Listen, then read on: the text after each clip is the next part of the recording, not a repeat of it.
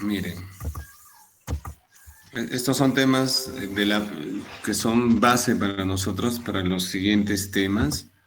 Lo importante era ubicarlos en todo, de manera general, en el mundo, en la región y en el país. En el caso de las tasas de interés, hemos visto que la tasa de interés eh,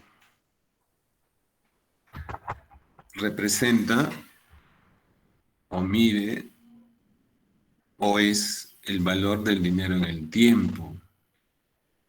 Entonces, como el dinero es un activo que tiene oferta y demanda, y el dinero es un bien por el cual se adquieren bienes y servicios, valga la redundancia, ¿no? Determinan el valor de un bien o servicio. Este está determinado por un país. Ese país es Estados Unidos, ¿no? Y ese país tiene como moneda el dólar. Las tasas de interés, ojo, las tasas de interés siempre van a estar determinadas por la economía de un país, ¿no? Por ejemplo, si las tasas de interés en Estados Unidos, la tasa de referencia, ahora es 2,50, el resto del mundo va a tener este porcentaje como señal, ¿no? Lo más probable es que el resto esté por debajo. O igual, pero nunca por encima, ¿no? El comportamiento de la tasa de interés de la Fed delimita o da la performance del resto de tasas de interés en el mundo, ¿no? La Fed la Fed se reúne 2 veces al año y de acuerdo a los parámetros que ellos tienen, pueden subir o pueden bajar las tasas de interés en esas dos reuniones en 0,25. O sea, por ejemplo, si se van a reunir, ahora creo que toca este mes, creo, la reunión, podrían bajarlo de 2,50 a 2,25 o incrementarlo de 2,50 a 2,75. Entonces, esos son los parámetros que se han optado porque la economía funciona así, ¿no? Entonces, es la líder, la Fed es la líder en cuestión de bancos centrales en el mundo. El resto de bancos son los seguidores, ¿no? Entonces, cualquier acción que tome la Fed, el resto de mercados van a tener que reaccionar en ese sentido, ¿no? Hay una acción y una reacción. Y en muchos casos, si la Fed baja la tasa de interés, el resto del mundo tiene que aumentarla, ¿no? O sea, cuando la Fed baja la tasa de interés, el dinero se hace más costoso en el resto del planeta. Entonces, para que las economías como la nuestra no pierdan esa estructura financiera que tenemos que detener a los capitales. ¿Y cómo los detenemos? No los detenemos por una ley, no los detenemos por una regla política o una ley, ¿no? Los capitales no salen. Si eso pondríamos, ya ahí incurriríamos en faltas graves de mercado, pues, ¿no? Entonces, lo que queda a la Fed, perdón, al BCR peruano, por ejemplo, si la Fed baja la tasa de interés, nosotros tenemos que aumentarla para que los capitales no fluyan o no se vayan del país. Entonces, por eso es importante la fortaleza de un BCR, ¿no? Y ya va a depender, pues, de cada país si lo aumenta, digamos, en 1%, pero lo ideal es el 0,25. El Perú ha optado casi el mismo mecanismo de Estados Unidos, en aumentarlo en 0,25 o disminuirlo en 0,25. El resto de países lo hacen en 50, en 75, 45, etcétera, etcétera, ¿no? Hasta 2%. Pero allá uno ve qué tan sólida es la economía de un país. Entonces, cuando alguien dice, el Perú está en una crisis que nunca ha tenido, está hablando cualquier cosa, no sabe nada de la economía del país. En realidad nosotros nos movemos Somos un país en vía de desarrollo, pero nuestras políticas monetarias y fiscales son de países desarrollados. ¿Y por qué podemos hacer eso? Porque tenemos la base, ¿no? Tenemos una economía muy sólida a nivel macro. El problema es a nivel micro, como les comentaba en anteriores clases, tenemos muchos problemas de informalidad, cero institucionalidad, mucha corrupción, mucha inestabilidad empresarial. Entonces, eso nos hace débiles a nivel micro, ¿no? Pero el mercado de capitales se va mucho más a nivel macro. O sea, tenemos la solidez como para poder hacer lo que hacen los países de América o del mundo, ¿no? Los países desarrollados. Y miren, esa es la tasa de interés del Banco Central de Reserva, pero que es la tasa de interés de referencia. La única tasa de interés en el mercado que se puede fijar o que se fija y que lo fija la autoridad monetaria es el Banco Central de Reserva. Ahora, a junio del 2021, la tasa de interés de referencia es 0,25. Es la misma. Miren, 0,25, Estados Unidos también ahora tiene 0,25, por todos los BCRs han bajado sus tasas de interés por la pandemia. Entonces estamos a ese nivel, al nivel de los países desarrollados. ¿Ok? A ver, vamos a empezar por... Ahora no les voy a dar la lista, pero a ver, al azar, ¿ya? Una pregunta al azar. A ver, Jonathan, ¿estás ahí, Jonathan? Sí, profesor, buenos días. Hola, Jonathan. Jonathan, ¿el tipo de cambio quién lo fija? El BCR, Ya, el BCR. A ver, Juana La Flor. Juana. Juana, ¿estás ahí? Sí, profesor, buenos días. La misma pregunta, Juana. ¿Quién determina, quién fija el tipo de cambio?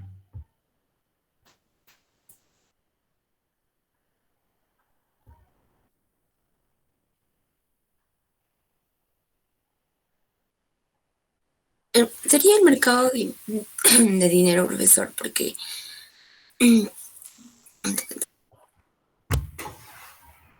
El mercado de dinero. A ver, Ketty.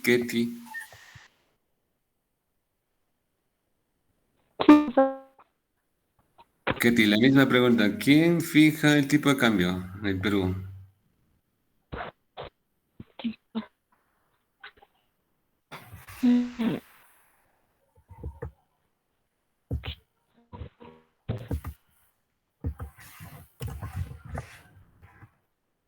¿Quién fija? A ver.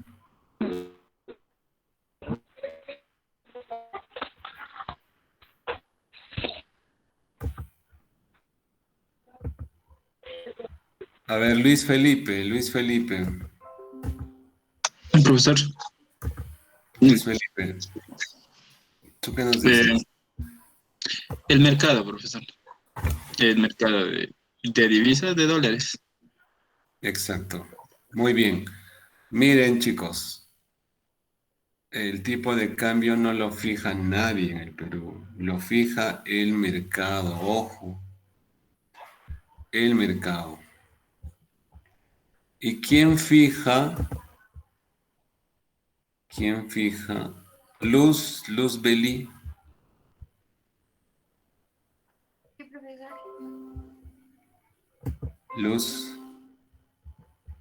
Luz, ¿estás ahí? Sí, profesor, ¿me escucha? Luz, ¿quién fija la tasa de interés? El BCR. El BCR. A ver, Luz Erika.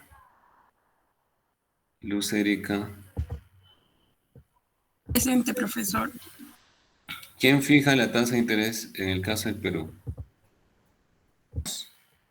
¿Cuáles son las expectativas? Miren, en los 12 meses, 2,45 en inflación.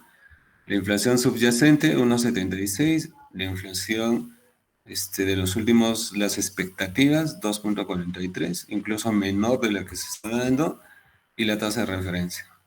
Con esto, estos datos nos indican que nuestra economía es estable. Tiene muchos problemas por la pandemia, eso es cierto. Tiene muchos problemas por la inestabilidad política, también es cierto, que obviamente nos golpean, ¿no? Pero tenemos un escudo, ese escudo es la tasa de interés de referencia. Miren, si la tasa de interés de referencia es estable, es el colchón, ese es nuestro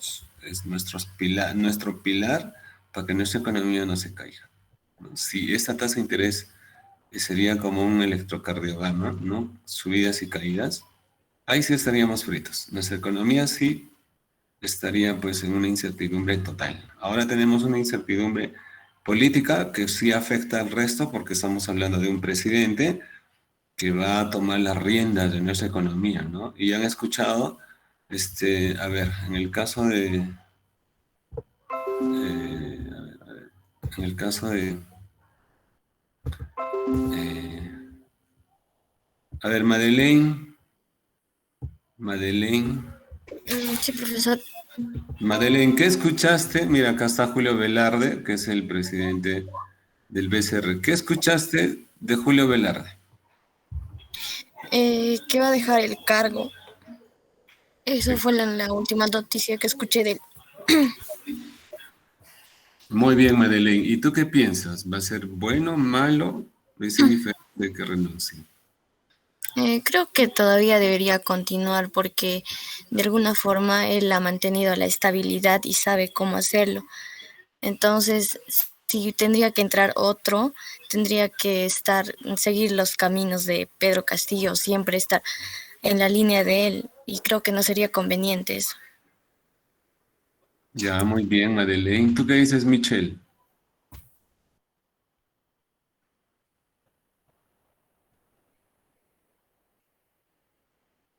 Michelle, Mónica, Mónica.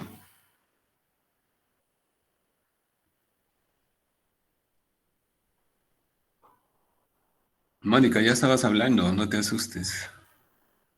No te voy a decir prende tu cámara, pero sí, a ver, ¿tú qué piensas? Lo que dijo Madeleine.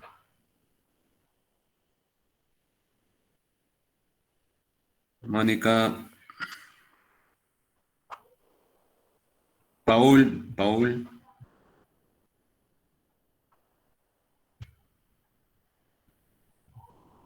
Profe, la estabilidad monetaria que está armando del ARDE, entonces a él mismo le genera una, o sea, desconfianza, entonces por eso probablemente sale. Entonces creo que altera también la estabilidad, un poco como ven los empresarios la estabilidad dada la salida del ARDE.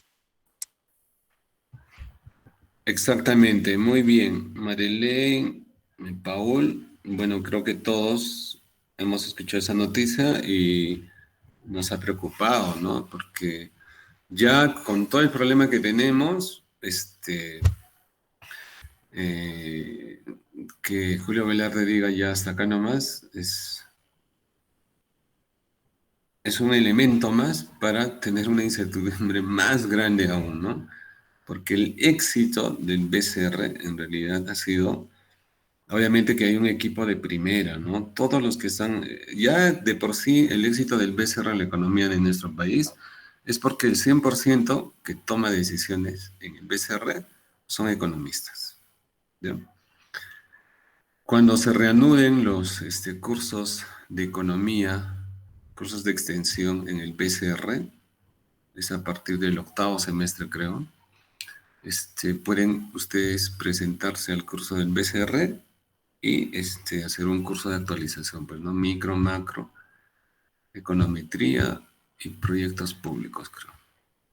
Entonces, eh, es importante la performance que tiene el Banco Central de Reserva. En realidad, como hemos visto, va a depender mucho esta tasa de interés de referencia de la actitud del director del BCR, del presidente en este caso, ¿no? Ya si tienes un equipo muy bueno de personas, un equipo muy eficiente, competitivo y productivo, lo único que te queda es tomar las decisiones acertadas, ¿no? La actitud ganadora, la actitud de independencia, transparencia que ha tenido Julio Velarde es única. Ahí está su éxito. Ahora viene la inestabilidad de saber quién va a ser ese presidente que no se deje manipular por un presidente como es Castillo y que ya sabemos qué es lo que va a hacer.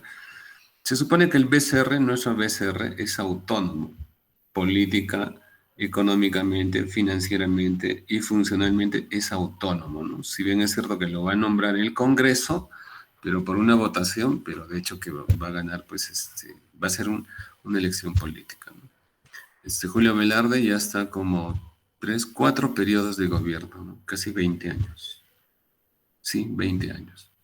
Y ese es el éxito, ¿no? Los anteriores presidentes del BCR también han tenido esa línea, pero él lo impulsó, lo perfeccionó y lo estabilizó. O sea, tiene una línea el BCR. Si entra otro manipulable, ya ahí vamos a perder todo lo que estamos ganando acá, ¿no? Va a depender quién sea, porque el que toma las decisiones es en realidad el hacedor, ¿no? Es el que va a hacer que una empresa, una institución, tenga el éxito o fracaso en una gestión. Entonces, ahí está el detalle. Ya esto lo vamos a ver luego, específicamente cómo operan las tasas de interés, etcétera, etcétera. A ver, ahora vamos. Y ahora vamos a hablar un poco de los indicadores financieros en nuestro país y cuáles son, ¿no? Miren, el tipo de cambio hasta junio del año pasado. Ese tipo de cambio, miren, ha tenido un comportamiento un tanto volátil por efectos de la pandemia y porque en el 2019 ya teníamos problemas con los minerales, ¿no? Entonces, miren, estamos más o menos en 3.35, ¿no? En enero del 19. Y miren, el pico más alto, 3.58, 59, en marzo, por efectos de la pandemia. A ver, pregunta. Reinaldo. Reinaldo.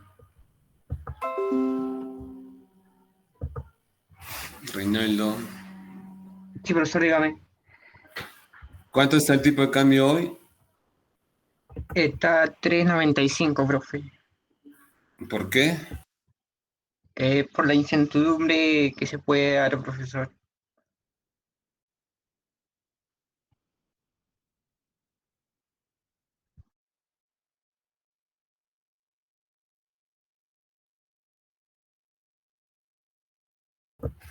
Muy bien, entonces miren, ese es el problema, ¿no? Algunos que no saben de economía dicen, por ejemplo, para evitar toda esta fluctuación y traer problemas a las exportaciones, a operaciones que se hacen en dólares en el país, hay que optar por un tipo de cambio fijo, ¿no? Entonces, ese tipo de cambio fijo, a ver, Rolando, Sí, profe, dígame. ¿tú crees que es adecuado pasar de un tipo de cambio flexible, que es nuestro régimen ahora, a un tipo de cambio fijo, justamente para evitar estas fluctuaciones y la inestabilidad del tipo de cambio? Mm, Creo que, profe, desde mi perspectiva, no sería algo viable porque, si bien es cierto, generaría mucha incertidumbre de la que ya hay existente y en todo caso no sería dable, profe. A ver, muy bien. ¿Qué nos dices, Tatiana? No, profesor. En la primera lectura mencionó ahí eso de tipo de cambio fijo cuando los países signatarios después de la Segunda Guerra Mundial habían quedado en un tipo de cambio fijo, pero cuando Estados Unidos bajó el respaldo, afectó a los países. Entonces un tipo de cambio fijo no sería viable. Ya, muy bien, Tatiana. Waldir,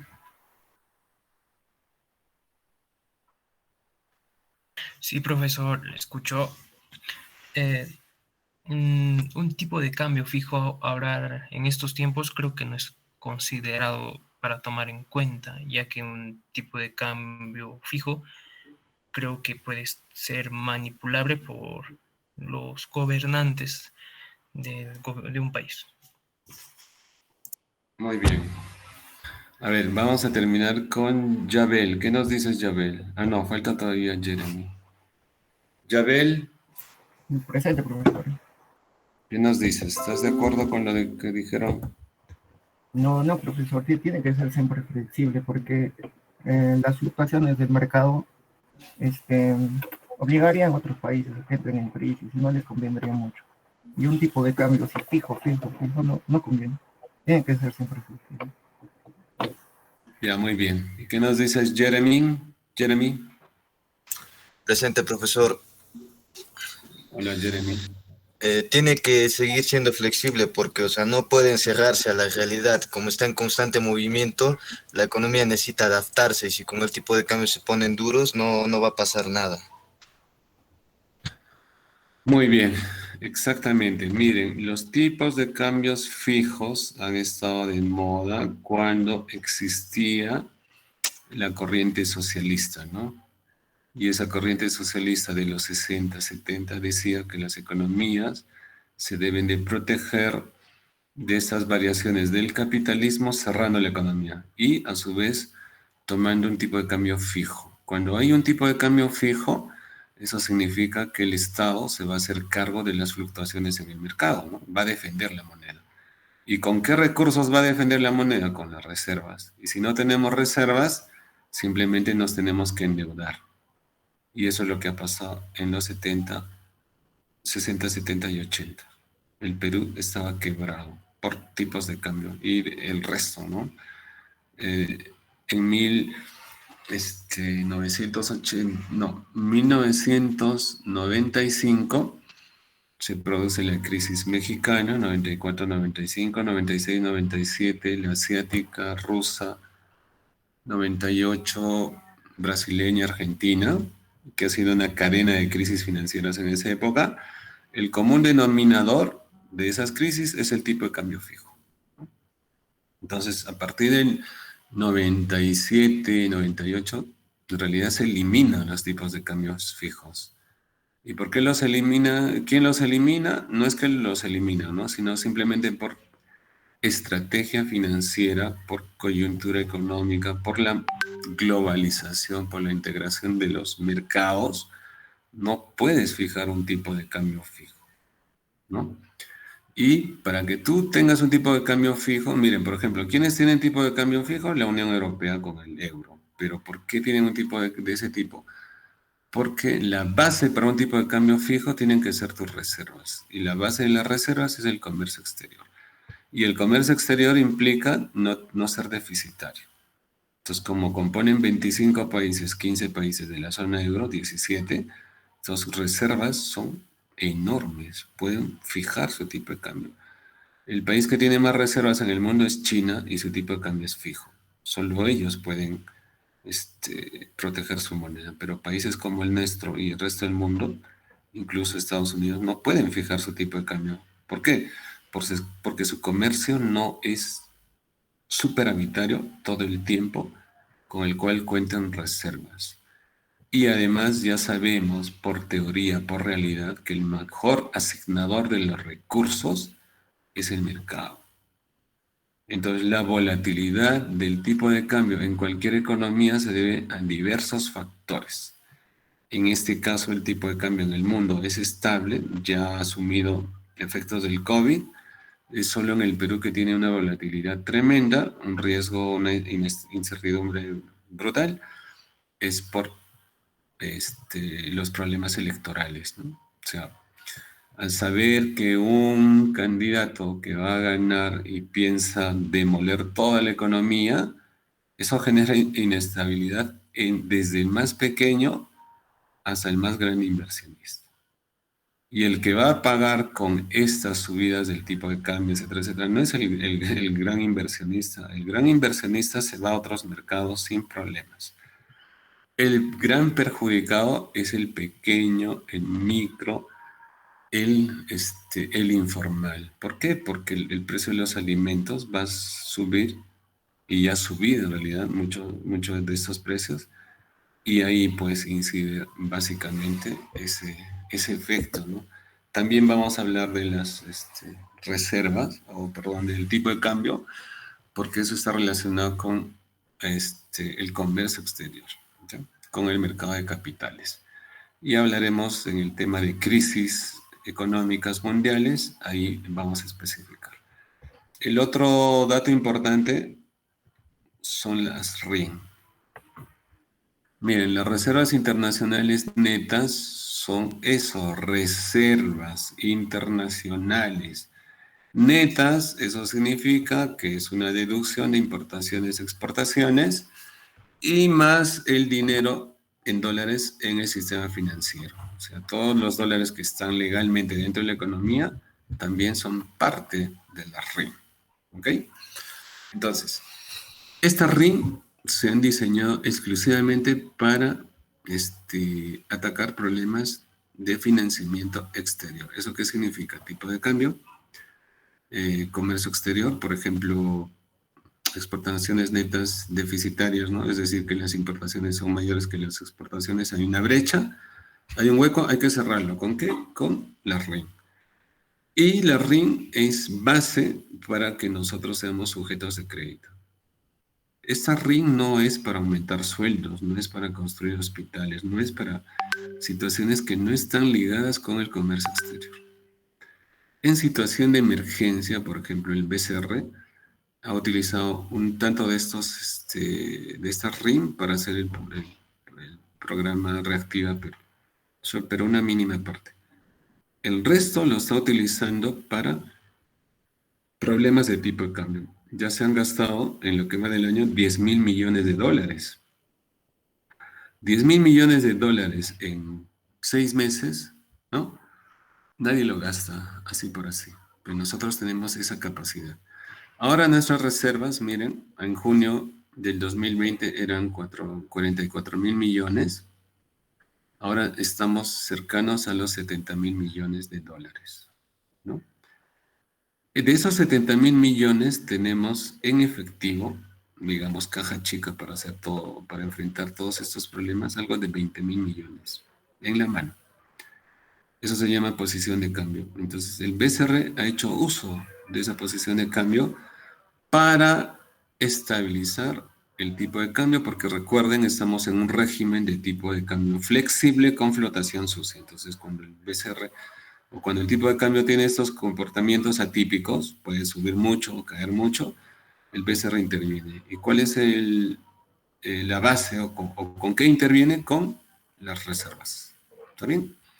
Es más o menos, ¿no? Si usted es vuestro papá en tiempos normales, les daba, hijo, este monto es para tus pasajes, esto es para tu inglés y esto es para tu computación. Si ustedes se gastaban el inglés y la computación en una fiesta, ¿no? Que ese dinero no estaba destinado para esa fiesta, se quedan sin la mensualidad, ¿no? Se quedan sin el curso por un mes. O podrían aplicar un préstamo, ¿no? Ya, préstame por favor a un amigo, ya tómate presto, listo. Y feliz y contento, pero tengo una brecha. Y al siguiente mes pasa lo mismo, también me presto y ahí estoy frito. Lo mismo pasa con un país, ¿no? Si el país va a destinar estas reservas a solucionar problemas que no están destinados o diseñados para la RIN, el país se endeuda mucho más, ¿no? Si nosotros tenemos ahora capacidad de pago y nuestra capacidad de pago, capacidad de endeudamiento, y el riesgo a país es muy, muy bajo, es porque tenemos un nivel de reservas muy, muy alto que nos da esa ventaja frente a otros países, ¿no? Por ejemplo, ya les ganamos en términos de reservas y PIB, le ganamos a México, le ganamos a Brasil, a Argentina y a Chile, proporcionalmente en el PIB, ojo. Pero ya ganarles a esos monstruos, ya imagínense en qué situación está nuestra economía. Nuestra economía tiene muchos problemas, pero tiene una solidez a nivel macro que tenemos que aprovecharla. No podemos destruir de la noche a la mañana todo lo que hemos construido en 30 años, ¿no? Hay que mejorar, sí, en los mercados, pero eso no se soluciona en un año. Eso está en proceso, no es que no se ha hecho nada. Si ustedes se dan cuenta, todo lo que han ofrecido los políticos en estas elecciones, creo que eran 15, todo lo que han ofrecido es salvar de la crisis a nuestro país. Nuestro país no está en crisis. Nuestro país necesita reformas. Y nadie ha dicho, sí, la economía está muy bien, estos son los indicadores. Lo que yo voy a hacer es reformar para que esto esté mejor. Nadie dijo eso. Todos dijeron, no, esto está muy mal, nosotros vamos a hacer esto. No, pues si estaríamos muy mal, los venezolanos ni nos hubieran visto para venir acá, ¿no?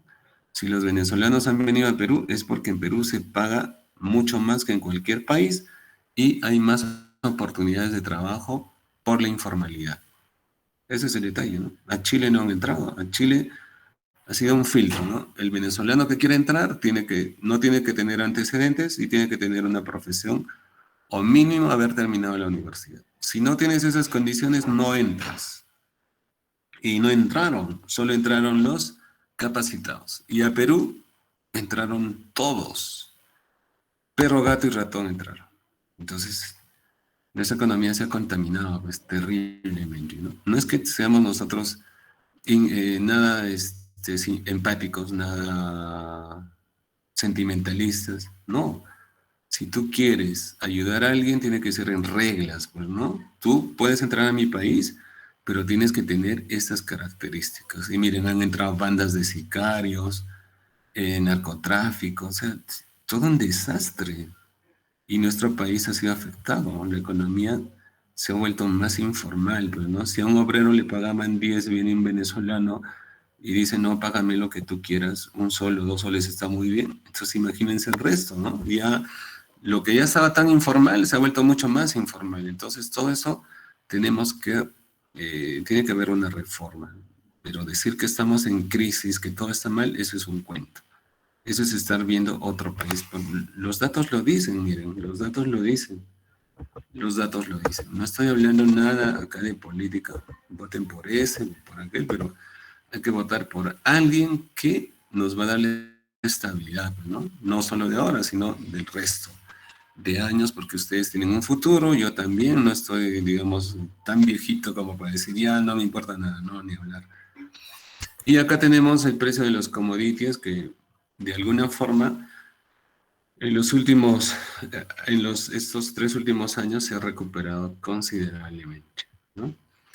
En el caso del oro, yo les he dicho que es un activo de refugio, ha sido, digamos, lo que ha soportado un poco por nuestras exportaciones, ¿no? Hemos sido beneficiados, igual con el cobre. Pero la gente que está en contra de la minería no sabe ni siquiera cuánto cuesta la libra de cobre, ¿no? Cuánto está la onza Troy de oro, no saben, pero están en contra de la minería. Y cómo se produce, qué es lo que está detrás, no saben. Pero no están explotando nuestros recursos, están llevando eso sí saben. Pero para hablar de eso tenemos que saber pues todo lo que está detrás, ¿no? Cómo se firman los contratos, cuáles son las condiciones, qué tipos de impuestos se paga, cuánto cobra el Estado, qué es lo que hace el Estado con ese dinero. Entonces, acá solo se ha satanizado a la empresa privada, ¿no? A la minera. En realidad el problema es del Estado. El Estado nunca supo redistribuir todo ese canon. El canon está ahí. En muchos casos ha desaparecido totalmente. En el caso del gas ya ni hablar, pues los que son de Quillabamba saben muy bien qué es lo que se ha hecho con el canon gasífero. Esas ciudades deberían de estar en condiciones de una ciudad de Europa. Pero miren, es una ciudad que son ciudades donde uno dice, pero ¿y acá qué pasó, no? O sea, si han tenido tanto dinero, ni hablar. Muy bien.